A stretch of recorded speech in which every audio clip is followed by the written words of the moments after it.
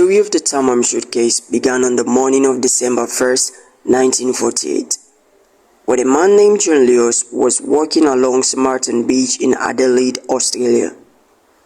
As he approached a set of concrete steps leading up to the esplanade, he spotted what appeared to be a sleeping man in a dark suit, lying against the seawall. Unbeknownst to John, this figure was dead, and the steps where he was discovered will later become known as the Somerton Man Steps. Initially, police believed the man had died from natural causes. The body of the man dubbed the Somerton Man was taken to the city morgue for an autopsy.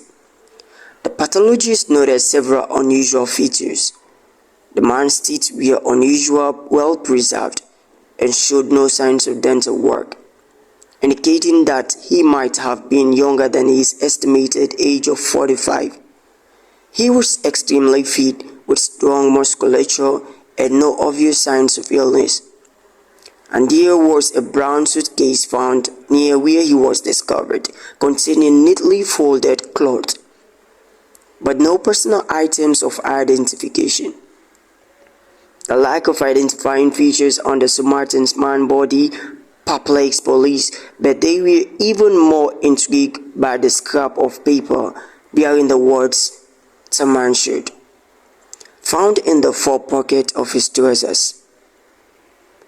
The paper was identified as coming from a rare copy of Rubaiyat of Omar Khayyam, a 12th century Persian poem. Police started a nationwide hunt for the owner of the book, and eventually found it in a car parked on the nearby Jetty Road. The owner of the book turned out to be a local man named Joe Thompson, who had given the book as a gift to an army intelligence officer named Alfred Boxall. However, Boxall was alive and well, which ruled him out as a suspect. Despite this, police continued to investigate Thompson and Boxall as potential leads. Meanwhile, a nurse named Jessica Thompson, no relation to Joe Thompson, came forward claiming that she had seen the Somerton man alive just hours before this body was discovered. She recalled seeing him asleep on the beach around 6 p.m., shortly before the sun set. Despite the nurse's testimony, police were unable to identify the Somerton man or determine how he had died.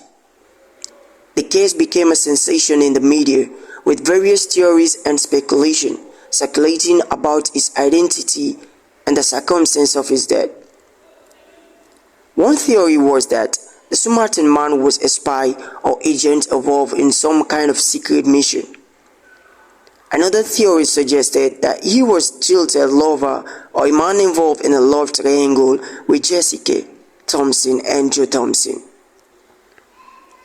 In 1949, an inquest was held, but the case was sensational,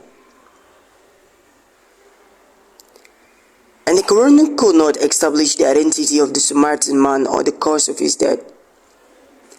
With the seas growing cold, police searched for any other clues that might lead them to the Somerton man's identity.